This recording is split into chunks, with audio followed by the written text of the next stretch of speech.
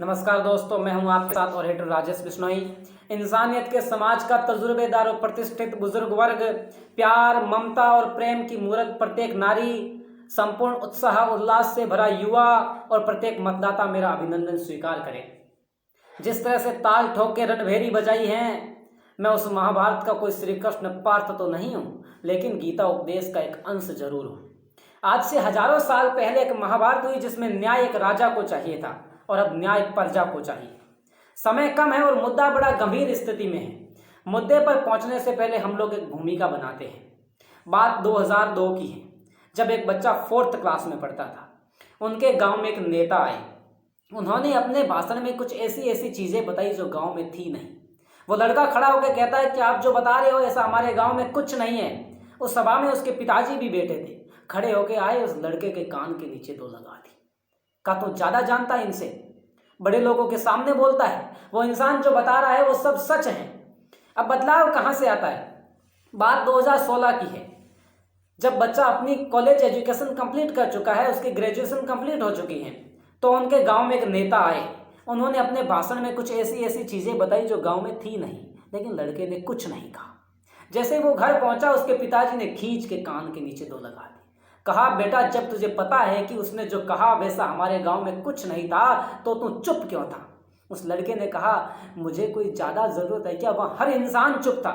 उस पिता ने कहा कि एग्जैक्ट बेटा यही, हम लोगों को हमारी जरूरतें महसूस नहीं हुई और आप लोग अपनी जरूरतें महसूस करने की कोशिश नहीं कर रहे हो। अब फिलहाल हालात क्या है? नेताजी के फटे जूते, घिसी चप्पलें पांव में, सरपंच के चुनाव आ गए मेरे गांव में। खीर, हलवा, लापसी, सांगरी सब बटेगी। अब कुछ दिन तक जनता अकड़ अकड़ के चलेगी। हर जुबा पर चुनाव की बातें होंगी, प्रचार में लोगों की दिन रातें होंगी। कड़वी चाले चलेगी नीम की ठंडी छांव में, सरपंच के चुनाव आ गए मेरे गांव में। जो जवाब नहीं देते थे उनकी तरफ से सलाम आने लगे हैं। जो जवाब नहीं देते थे उनकी तरफ से सलाम आने लगे हैं। वक्त बदल रहा है, नीम पे भी आम आने लगे हैं। अरे गलियों में इतना कोहराम क्यों है? हर चेहरे पर इतना तनाव क्यों है? पता चला कि करीब सरपंच के चुनाव आने लगे हैं। एक भला मानुस चार्ल्स कैट्रिक, उसने कहा कि किसी समस्या को ठीक ढंग से बताना उसका आधा हल होता है। हम जिस मोड़ पे खड़े हैं वह हमारी समस्या है, हमारा नेता। क्योंकि नेतृत्व का मतलब होता है सही रास्ता बताना, हुकूमत करने का नहीं। और हम में से कोई भी इंसान एक ऐसा सरपंच नहीं चाहता जो खुद प्रशासन की निंदा करता हो, जो खुद डेमोक्रेसी की निंदा करता हो, जो खुद लोकतंत्र की निंदा करता हो, जो खुद हमें कहे कि भैया प्रशासन तो ऊपर से लेके नीचे तक लीक है, मुझे सरपंच बना दो फिर सब ठीक है। और एक बात तो हमें वैसे ही समझ नहीं आ रही कि जो इंसान गरीबों के लिए लड़ता है वो लड़ते लड़ते अमीर कैसे हो जाता है। और फिलहाल हमारा मुद्दा क्या है कि हमारा सरपंच कैसा हो। क्योंकि बहुत सारे प्रत्याशी अपना पोस्ट छपवा के लिखते हैं, कर्मठ, नेक, ईमानदार, समझदार, संघर्षशील, शिक्षित। अब सच्चाई क्या है वो तो हम सब जानते हैं। हम लोग यहीं के ही तो आदिवासी हैं। और तो और नीचे ये भी लिखते, भूतपूर्व सरपंच का पोता। अरे दादाजी जगह 5 साल तीर मारिया नहीं बेबी अच्छी तरह हो जाना। एक ऐसा चेहरा लेके आओ, एक ऐसा बंदा लेके आओ जो बताए कि भैया हमने धरातल पे ये काम किया है और आगे आने वाले 5 सालों में हमारा ये विजन है। हम गांव में ये काम नया करवाएंगे। गांव में पानी की पूर्ण व्यवस्था होगी, हर गली का डामरीकरण होगा, हर घर शौचालय होगा, शिक्षा के क्षेत्र में हम ये काम करने वाले हैं। ऐसा एक प्लान दो और उस चीज की हमें गारंटी दो। गांव की सरकारी हॉस्पिटल, गांव में अनाज मंडी, गोचर भूमि, ऐसा एक प्लान और उसकी गारंटी देते हो तो मैं कहता हूं जीत आपके लिए बेहतर ऑप्शन है, पहली चॉइस है जीत आपके लिए। खुदा ने खास्ता किसी पॉलिटिकल कंट्रोवर्सी की वजह से आप हार भी गए तो ट्रस्ट मी, यकीन मानिए हमारे ऊपर किसी इंसान की जीत की खुशी से ज्यादा हम आपकी हार के चर्चे मशहूर कर देंगे। बस आप प्रूफ करके दिखाइए कि हाँ ये वजह है भैया हमें वोट देने की, और कुछ इस तरह से लड़ करके और हार करके दिखाए कि सामने वालों को अपनी जीत का भी पछतावा हो।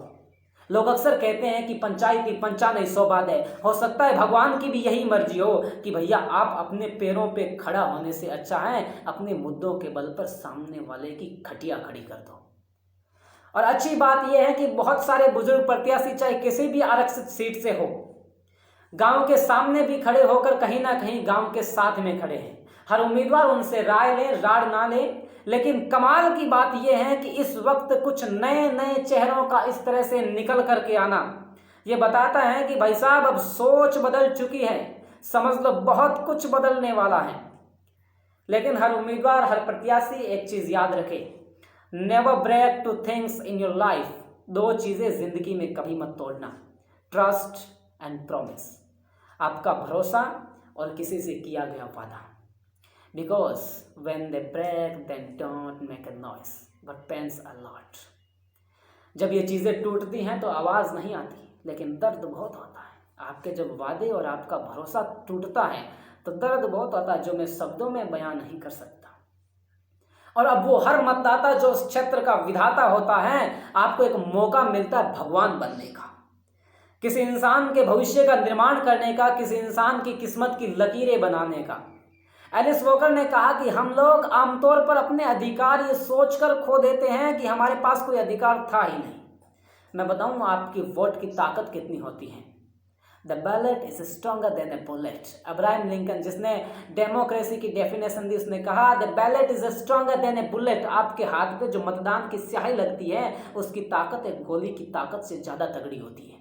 आप खुद देख लो आपके वोट की खासियत। हम वोट तो फकीर को दे के आते हैं, कमबख्त 5 सालों में शहंशाह बन जाता है। The vote is most powerful non violent tool we have. अहिंसा को प्रदर्शित करने का हमारे पास सबसे तगड़ा तरीका हमारा वोट होता है। और किसी इंसान का वोट नशे की भेंट चढ़ना। क्या आपका समय और सम्मान इतना सस्ता है आप कुछ नशे के पैकेट और 2000-2500 रुपए के लिए अपने 5 साल बेच दोगे? बड़ी कमाल की बात है। आप अपनी इज्जत और अपना ईमान अपने हाथों से नीलाम किए जा रहे हो।